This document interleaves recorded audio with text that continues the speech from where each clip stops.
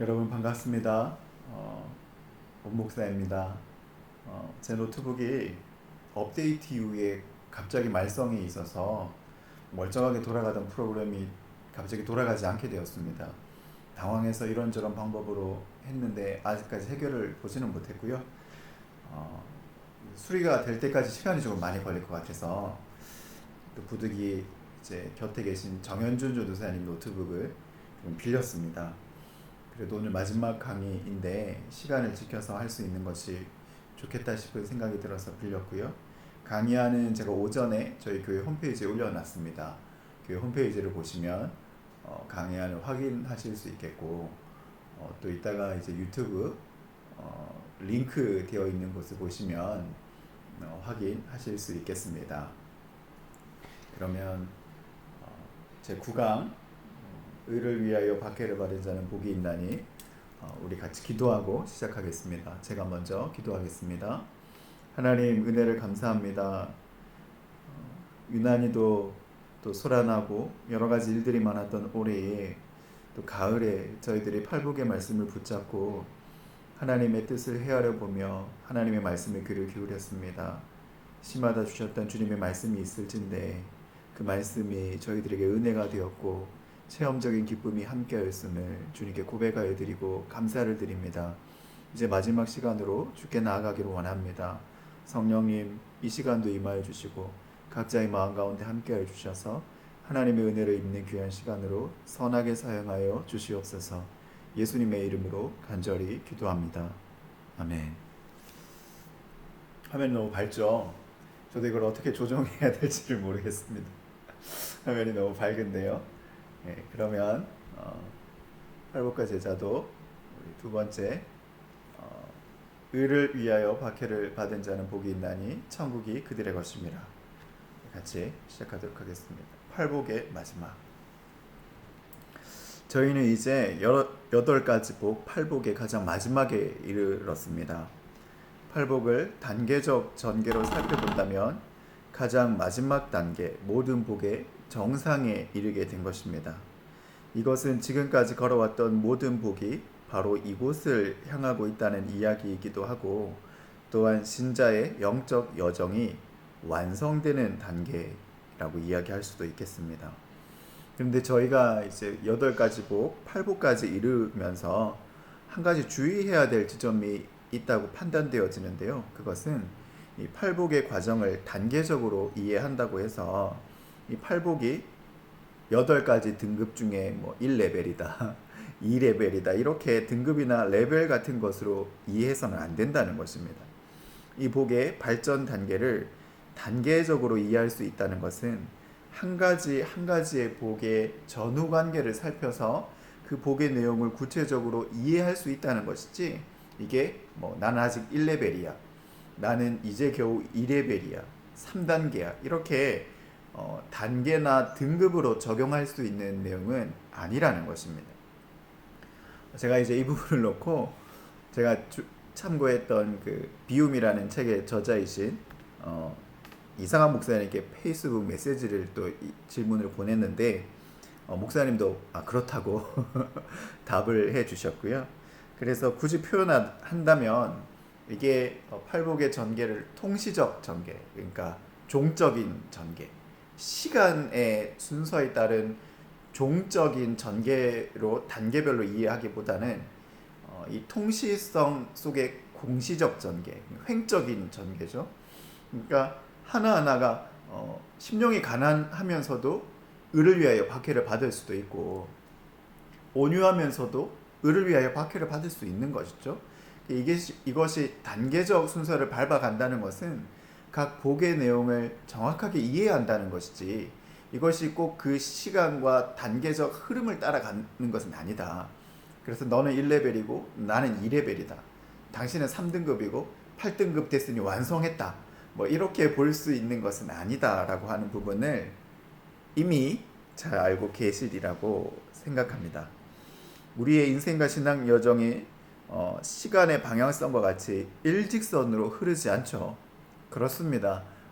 때로는 은혜로 성품과 복을 누리기도 하지만 때로는 그러지 못할 때도 있습니다. 팔복은 신자의 실제의 삶이 관한 구체적인 가르침이기도 하지만 또한 마땅히 살아야 할 모범과 이상을 보여주시는 것이기도 하죠. 우리에게 주어진 팔복의 성품과 삶의 자리에 이르지 못하였다고 해서 내 신앙을 하찮은 것으로 여기거나 부족한 것으로 여겨서 자책할 필요까지는 없습니다. 다만 우리의 신앙의 성숙이 나아가야 할 방향으로 하나님의 은혜로 가르쳐 주시는 것으로 받아들이고요. 진정한 삶이 복이 있는 삶이라고 말씀하여 주시는 그 삶을 향하여 우리가 경주해야 하는 인생의 방향성을 설정하는 것이라는 것이죠. 그래서 매번 다가오는 선택의 순간에서 진정 아름답고 행복한 선택을 할 수 있도록 우리의 영적 선택의 방향성을 제시하여 주는 하나님의 말씀으로 받는 것입니다. 천국으로 시작하셨던 주님의 복은 천국으로 맞춰집니다. 심령이 가난한 자, 그 회개하는 마음의 시작에서부터 천국을 약속하셨던 이 주님의 초대는 이 길었던 영적 여정을 지나는 가운데 천국의 완성으로 열매 맺게 되는 것입니다. 이는 영적인 순례의 길을 걸었던 모든 성도의 종착지이기도 하고 모든 신자들의 삶의 마지막 모습이기도 합니다. 그런데 이것이 이 8번째 복은 단순히 마지막만을 이야기하는 것은 아니고 또한 오늘을 살아가는 신자의 오늘을 드러내시는 말씀이기도 합니다. 주님이 말씀하시는 이 팔복의 마지막은 핍박과 박해입니다. 무시무시하고 어렵죠. 이것은 세상과의 부딪힘입니다. 진정한 신자의 삶, 하나님께서 복 주신 진짜 신자의 삶은 세상과 부딪힘을 통한 박해와 핍박이 필연적이라는 것입니다. 하지만 주님께서는 그 복이 기쁘고 즐거워하라고 말씀하시며 그 삶이 복이 있다라고 말씀하십니다. 은혜로 부르신 부름의 삶을 이어가라고 응원하시고 격려하시기도 하시는 것이죠. 두 번째 단락, 신자의 정체성입니다. 은혜로 부름받은 신자가 그리스도인이라고 말할 때 이는 사람들에게 단순히 자신의 정체성만을 선언하는 것이 아닙니다. 나는 예수 믿는 사람이야. 이렇게 이야기하는 건 중요하죠. 근데 단순히 우리가 그리스도인이라고 할 때 나는 예수 믿는 사람이야 라고 이야기하는 것 이상의 것이 있다는 것이죠. 그것이 뭐냐면 그리스도인이라는 말은 특정한 삶의 방식을 쫓아간다는 것을 의미합니다. 그리스도인은 어떤 상황에 처했을 때 일정한 형태로 처신하고 생각하고 행동한다는 것이죠. 그래서 원치 않는 고난이 찾아오기도 하는 것입니다. 이것이 의를 위하여 박해받는 사람의 삶의 모습입니다. 책 비움을 보면 이런 예화가 나와 있습니다. 한 택시기사 분이 계셨는데요. 영업용 택시를 운전하는 기사들은 하루 운행을 마치면 그 시간을 기재하여 회사에 제출한다고 합니다. 보통 기사분들은 1시간씩 얹어서 제출한다고 하네요. 이게 이상한 일이 아니랍니다. 그야말로 관행처럼 되어온 일이랍니다. 그런데 한 그리스도인 택시기사님은 운전한 시간만큼만 정직하게 기재를 했다고 합니다. 이 일로 인해 동료 기사들에게 은근히 따돌림을 받을 수도 있고 물론 당연히 그만큼 수입도 줄어들게 되겠죠. 그런데 이것은 그리스도인이기 때문에 특정한 삶의 방식, 즉 믿음의 삶의 방식, 하나님 나라의 삶의 방식, 예수님을 쫓아가는 삶의 방식을 위하여 살아가는 것이기 때문에 이것이 의를 위하여 박해를 받는 일반적인 모습일 수 있다는 것입니다. 특정한 상황에서 내가 그리스도인으로서 정직하게 살려고 하면서 받게 되는 고난이라고 하는 것입니다. 존 메가더 목사님은 신실한 그리스도인으로 살면서 세상과 부딪힘이 없는 그리스도인은 자신의 신앙과 믿음을 점검해 보아야 한다고 이야기합니다. 좀 무서운 말씀이죠. 내가 신실한 그리스도인으로 사는데 세상과 전혀 부딪힘이 없다면 자신의 신앙과 믿음을 점검해 보라고 이야기한다는 겁니다. 오늘날의 북미나 유럽 혹은 한국의 상황에서도 우리는 공적인 박해 혹은 정부의 박해라는 측면에서 볼 때 비교적 관대한 시대를 살아왔고 또 살고 있습니다. 그래서 그리스도인의 삶과 행동과 태도들이 세상과 아무런 충돌을 일으키지 않고 살 수 있다고 자부할지도 모릅니다. 그런데 문제는 세상이 변하지 않았다는 것이죠.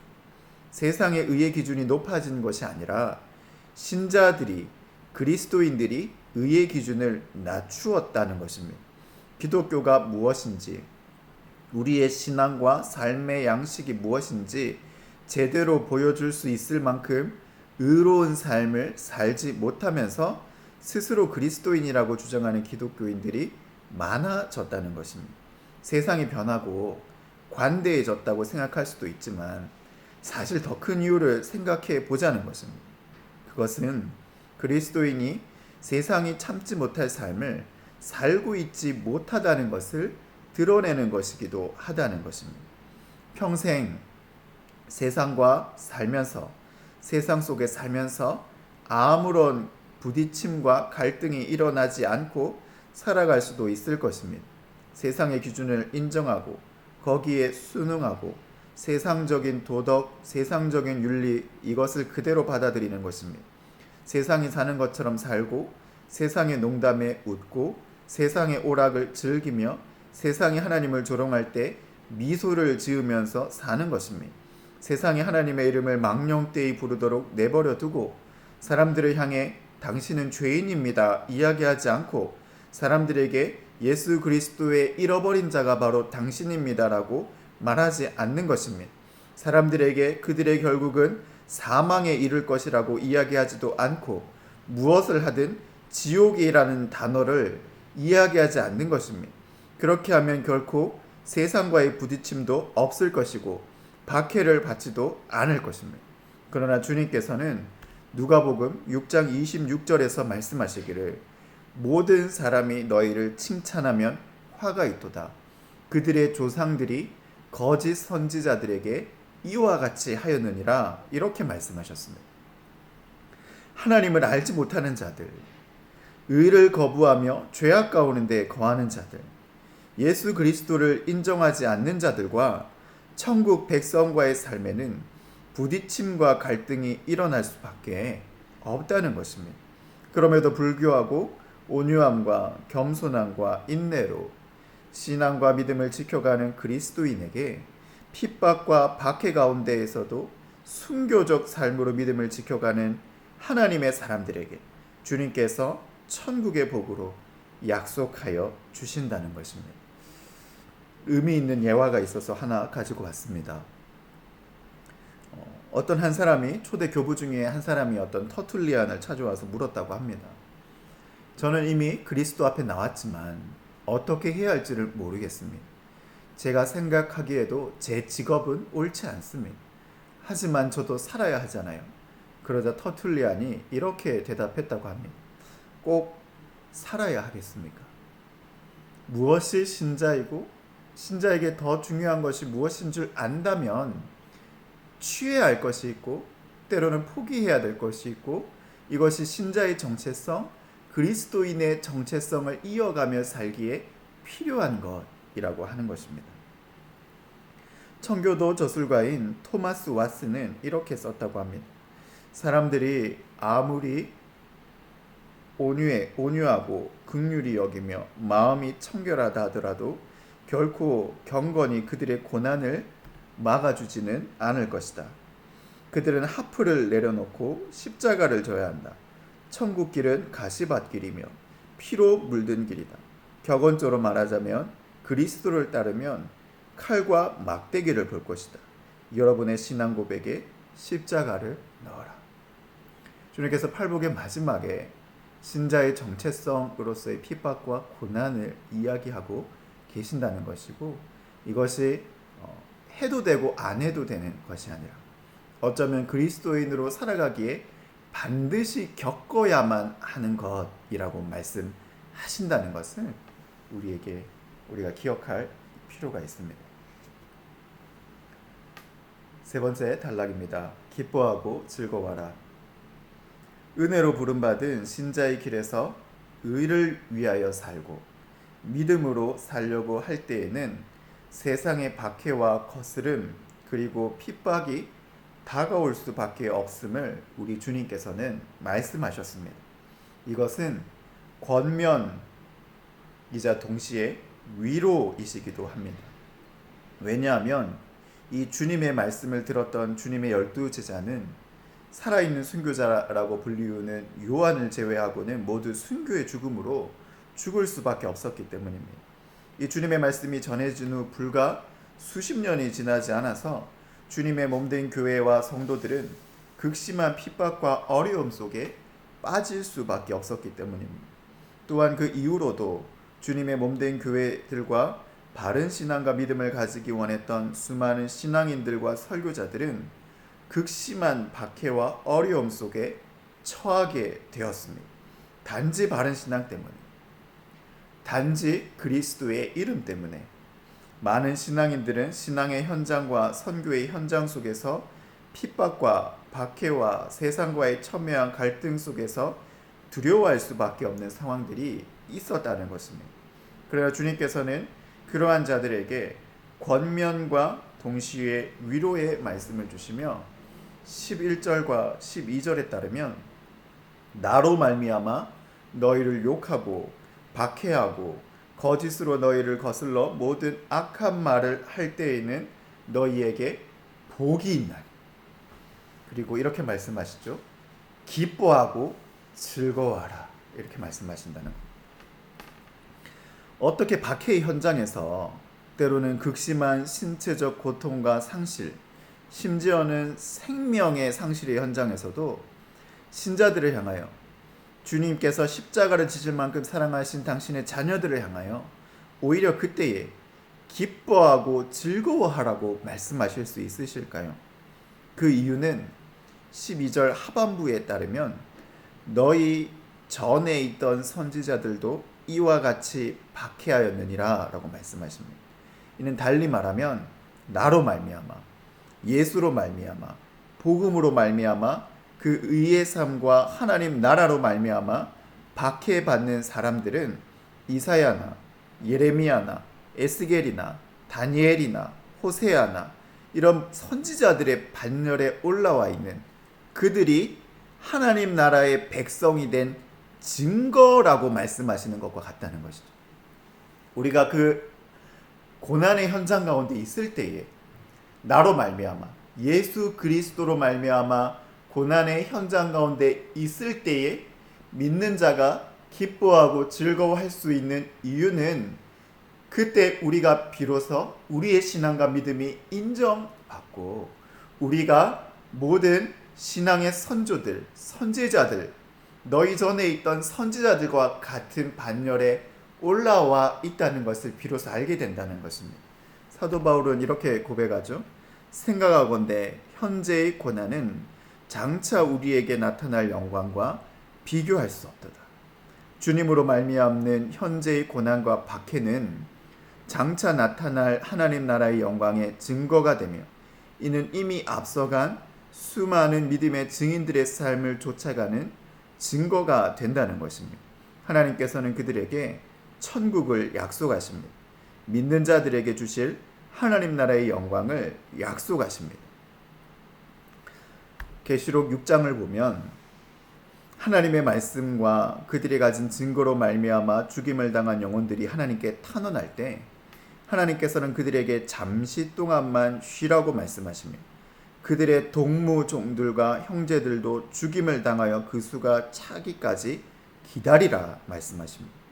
신자의 삶에 그리스도를 믿는 삶의 박해와 핍박은 언제나 끊임이 없었고 앞으로도 있을 것이라는 것을 주님께서는 이미 요한계시록 당시에 말씀하셨던 것입니다.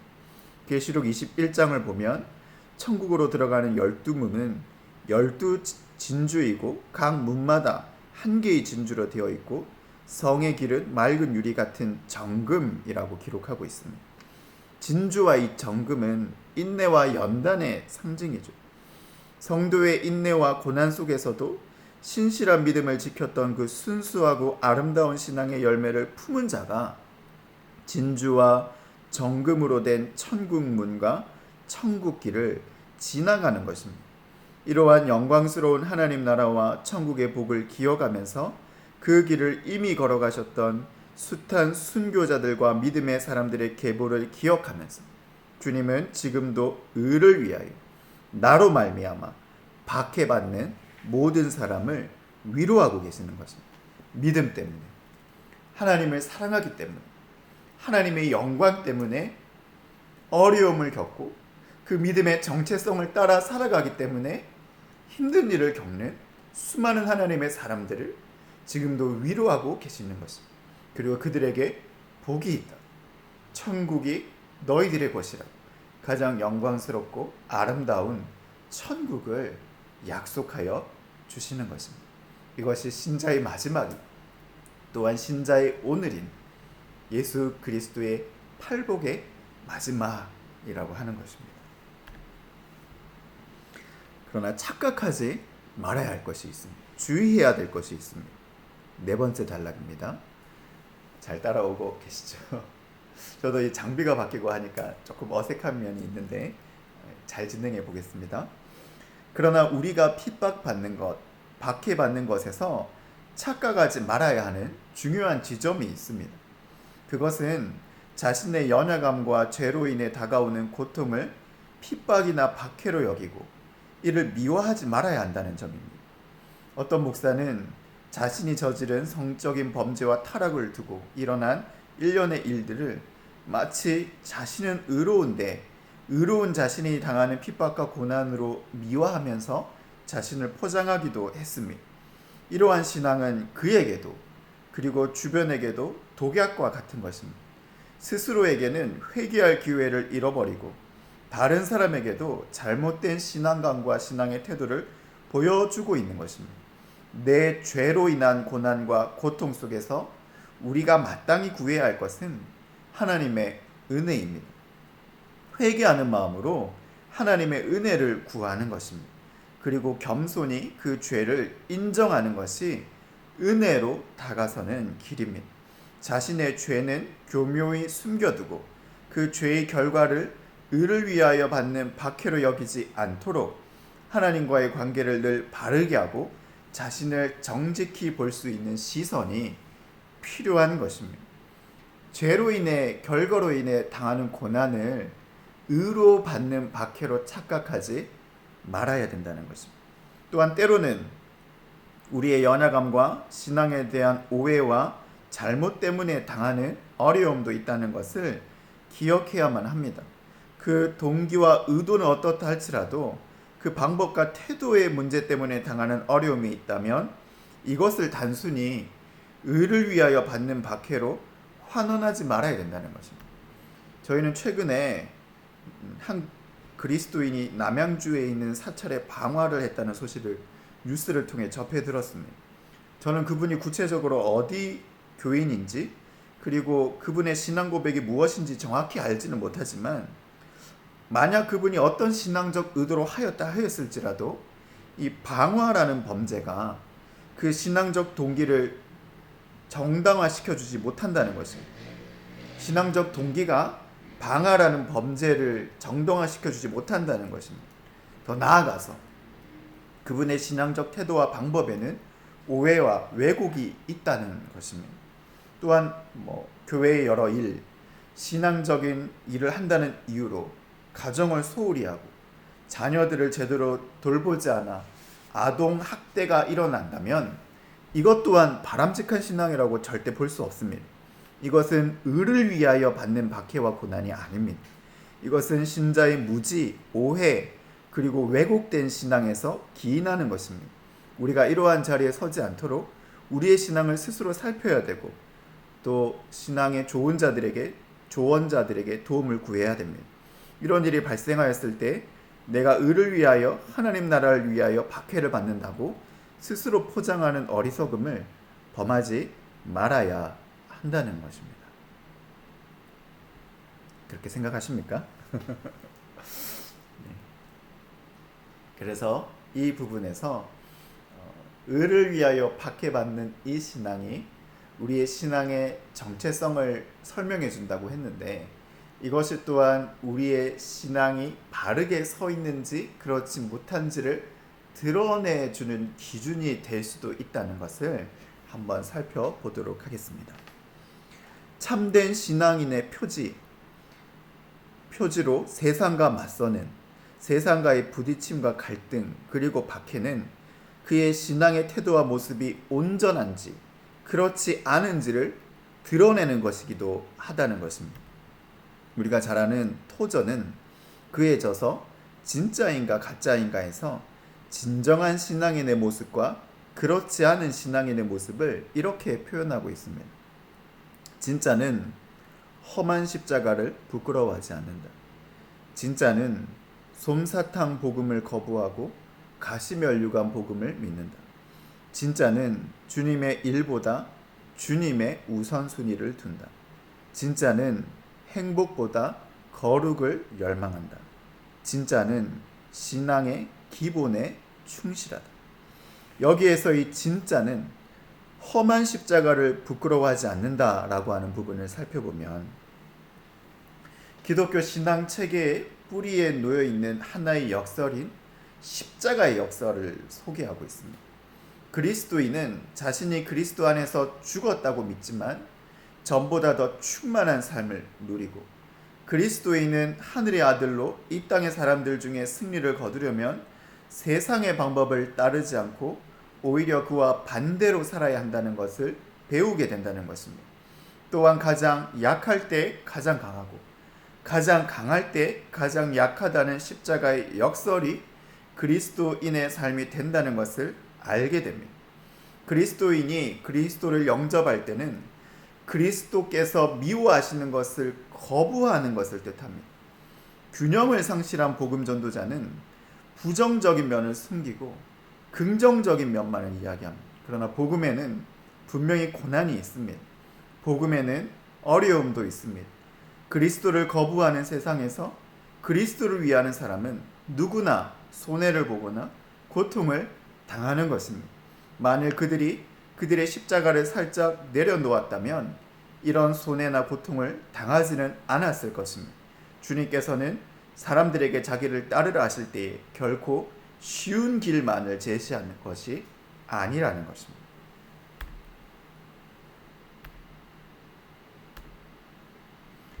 이와 연결해서 두 번째 진정한 그리스도인은 솜사탕 복음을 거부하고 가시면류관 복음을 믿는다는 내용을 살펴보면, 이러한 솜사탕 복음의 문제는 그리스도를 영접하면 만사 형통한다는 생각이 문제라고 토저는 지적합니다. 이러한 생각을 가진 사람들은 아쉬운 쪽이 우리가 아니라 예수님이라고 착각한다는 것입니다. 다시 말해 그들은 자기들이 예수님 앞에 무릎을 꿇고 그분의 판결을 기다려야 한다는 것을 모르고 오히려 예수님이 모자를 벗어들고 우리의 판결을 기다리신다고 착각한다는 것입니다. 심지어 그들은 순간적인 마음의 충동에 의해 고통이나 손해 없이 평상시의 삶을 바꾸는 수고 없이 그리스도를 영접할 수 있다고 믿는다는 것입니다. 그리스도를 영접하는 것이 어떤 의미를 가지려면 거기에 따르는 행동의 변화가 있어야 합니다. 그리고 이 행동의 변화는 필연적으로 세상과의 부딪힘 그리고 손해와 고통을 가져올 수 있다는 것입니다. 그분이 구주이심을 오늘 인정하면서 그분이 나의 주님이신 것을 내일로 미룰 수 없다는 것입니다. 다시 말씀드릴게요. 그분이 구주이신 것을 오늘 인정하면서 그분이 나의 주님이신 것을 인정하는 것을 내일로 미룰 수 없다는 것입니다. 그분은 우리의 구세주이심과 동시에 우리의 주님이 되십니다. 이것은 같이 일어나는 것입니다. 그리스도의 십자가만 빼고 그분을 닮는 것은 있을 수가 없습니다. 스코틀랜드 출신의 목사님이자 신학자이신 사무엘 리더퍼드는 이렇게 말씀했다고 합니다. 그리스도는 바람을 안고 계십니다. 하나님은 당신을 그리스도 옆에 그리스도와 같은 방향으로 세워 놓으셨다. 그러므로 당신은 바람이 불지 않는 산 허리에 양지 바른 곳을 기대할 수는 없다. 산 허리에 양지 바른 곳을 갈망하는 것은 인간의 본능입니다. 찬바람이 부는 곳을 굳이 찾아다니는 사람은 없을 것입니다. 그러나 교회의 장구한 역사를 볼 때 교회는 바람을 안고 전진해야만 했던 것입니다. 교회는 바람을 안고 전진해야만 했고 신자도 바람을 안고 전진해야만 했다는 것입니다. 솜사탕처럼 달콤한 복음을 제시하면서 산허리에 양지 바른 곳만을 약속하는 것은 사람들을 잔인하게 속이는 것입니다. 어떤 해외 선교지에서는 소위 쌀 크리스천이라는 말이 생겨나기도 했답니다. 이 말은 쌀만 주면 믿겠다라는 이야기입니다. 쌀만 주면 믿겠다. 다시 말해 물질적 이익을 위해서 기독교를 받아들이는 사람들을 가리키는 말입니다. 하나님의 사람은 그리스도에 대한 신앙을 받아들이기 위해 대가를 치르는 회심자가 끝까지 신앙을 지키는 회심자라는 것을 알고 있습니다. 이런 회심자는 처음부터 바람을 안고 신앙생활을 시작합니다. 그 바람이 점점 강해진다 할지라도 그는 뒤로 돌아서지 않는데, 왜냐하면 그는 바람을 견디는데 익숙해졌기 때문입니다. 참된 신앙을 가진 사람은 그리스도의 승리를 믿기 때문에 그 승리에 참여하기 위해서 어떤 고난도 마다하지 않습니다. 반면 나약한 신앙을 가진 사람은 바람이 싫고 산 허리에 양지 바른 곳이 좋다라는 확신만이 있을 뿐입니다. 모든 사람은 당장 평안을 주는 곳에 서야 할지 아니면 영원한 평안을 주는 진정한 신앙에 서야 할지를 스스로 결정해야만 한다는 것입니다. 8번째 복인 의를 위하여 박해를 받는 자는 그리스도인이 가지는 삶의 일정한 태도에 관한 질문이기도 합니다. 그리스도의 의를 드러내고 그 복음을 드러내는 자의 삶이 가져오는 세상과의 부딪힘은 필연적이라는 것입니다. 그래서 토저는요, 마지막으로 참된 신앙인의 표지를 묻는 질문을 아래와 같이 묻고 있습니다. 한번 보시고 우리의 신앙을 한번 점검해 보시는 도구로 사용하실 수 있으시면 좋겠습니다. 내가 가장 원하는 것은 무엇인가? 내가 가장 많이 생각하는 것은 무엇인가? 나는 내 돈을 어떻게 사용하는가? 나는 여가를 어떻게 보내는가? 나는 어떤 사람과 어울리는가? 나는 누구를 존경하고 어떤 것에 열광하는가? 나는 무엇을 보고 웃는가? 진정한 믿음의 사람, 바람을 안고 살아가는 그리스도인의 정체성을 가지고 하나님의 복을 따라 신앙의 여정을 걷다 보니 우리의 삶에는 거센 바람이 불어오게 마련입니다. 그러나 진짜 신자는 바람에 밀려가는 자가 아니라 그 바람에 맞서서 하나님의 의를 선택하는 자. 그러므로 주님께서는 의를 위하여 박해를 받는 자가 복이 있고 천국이 그들의 것이라고 말씀하고 계시는 것입니다. 이제 정리하겠습니다. 바람을 안고 사는 그리스도인, 그가 복이 있습니다. 마지막 팔복의 내용은 그리스도인의 정체성과 더불어 하나님의 위로와 약속이 담겨져 있는 복이라고 이야기할 수 있습니다. 심령이 가난하여 그리스도 예수를 구주로 모시기 시작한 순간부터 그리스도인의 삶은 예수님의 십자가와 더불어 바람을 안고 살아가는 삶이 되기 때문입니다. 믿음을 지키기 위해, 성결하고 거룩하게 살기 위해, 더 나아가 화평케 하는 자가 되기 위해 우리는 적지 않은 바람을 경험합니다. 먼저는 내 안에서 불어오는 바람들, 이기적이고 죄악의 습성들이 불쑥불쑥 일어나는 나 자신에게서 불어오는 바람을 경험하게 됩니다. 또한 외부에서 불어오는 바람들도 경험하게 됩니다. 세상 속에 있는 악인들과 하나님을 두려워하지 않는 사람들의 욕하고 박해하고 거짓으로 거슬러 모든 악한 말을 하는 일들을 경험하게 될지도 모릅니다. 그 가운데에서 그리스도인은 신실함과 성결함을 지키며 하나님의 뜻과 법과 식대로 예수께서 우리의 구주가 되실 뿐만 아니라 우리의 주님이 되신다는 사실을 고백하며 살아가게 되는 것입니다. 수많은 믿음의 조상들이, 믿음의 선배님들이 이 길을 먼저 걸어가셨습니다.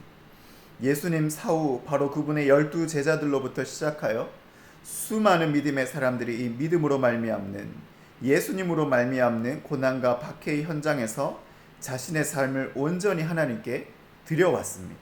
그리고 그 길이 진정으로 참되고 아름다운 길이라는 것을 보여주셨던 것입니다. 하나님께서 오늘을 살아가는 우리에게도 여전히 진정한 믿음의 길을 걷기 위한 십자가의 대가를 말씀하십니다. 내 몫의 태인 십자가가 있음을 말씀하십니다. 그리스도인은 그럼에도 불구하고 이 길을 걸어가는 사람들입니다. 우리는 솜사탕과 같이 달콤한 복음이 아니라 십자가의 복음을 믿고 받아들이는 사람들입니다. 그러나 하나님께서는 이러한 십자가의 길을 걷고 있는 자들을 또한 위로하십니다. 오히려 그들에게 세상이 주는 고난과 거센 바람과는 비교할 수 없는 하나님 나라의 복이 있음을 말씀하시면서 기뻐하라, 즐거워하라고 권면하십니다.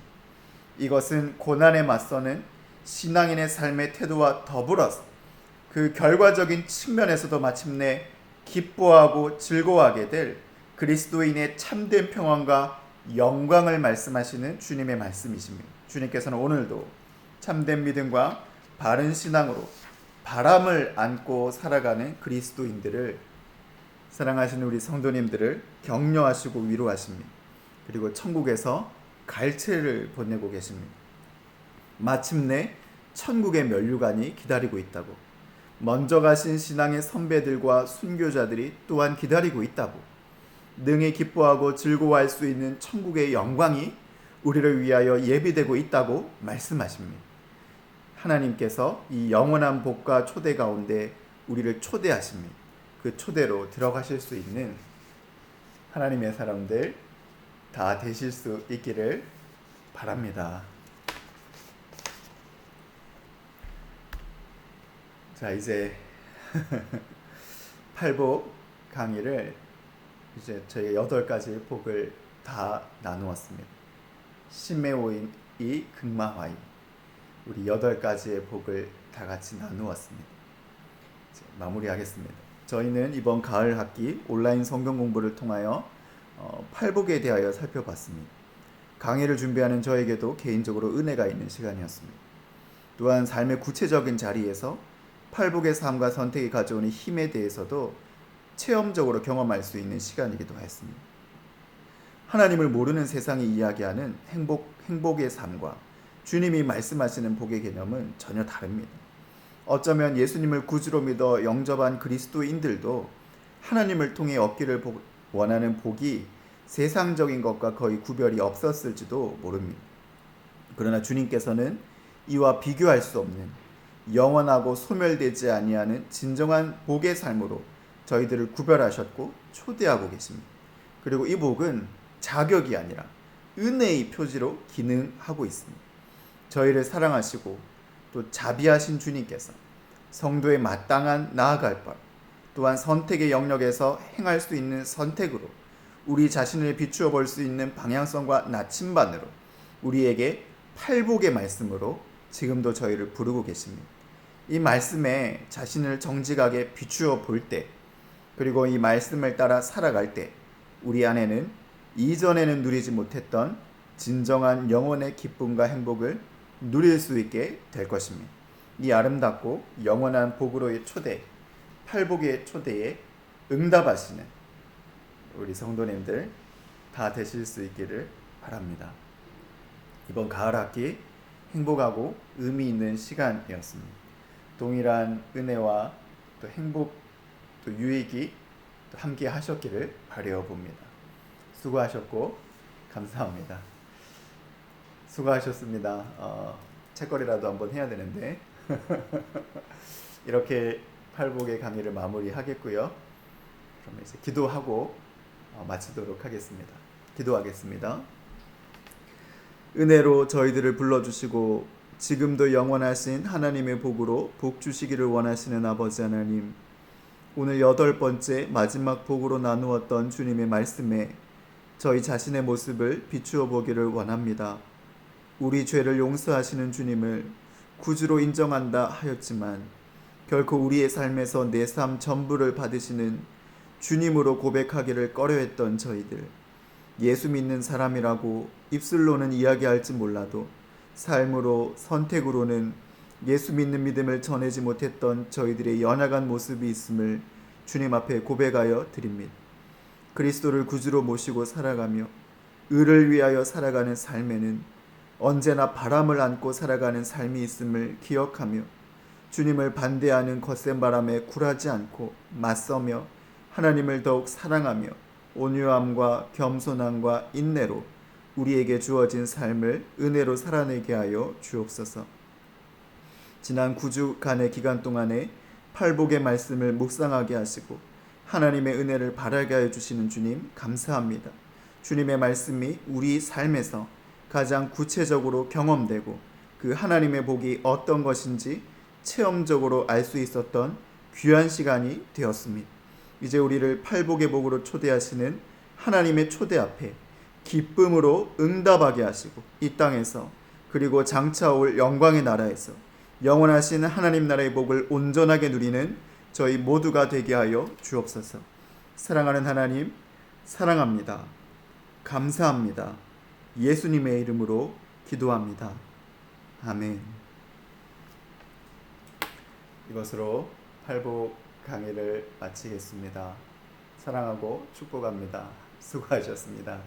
감사합니다.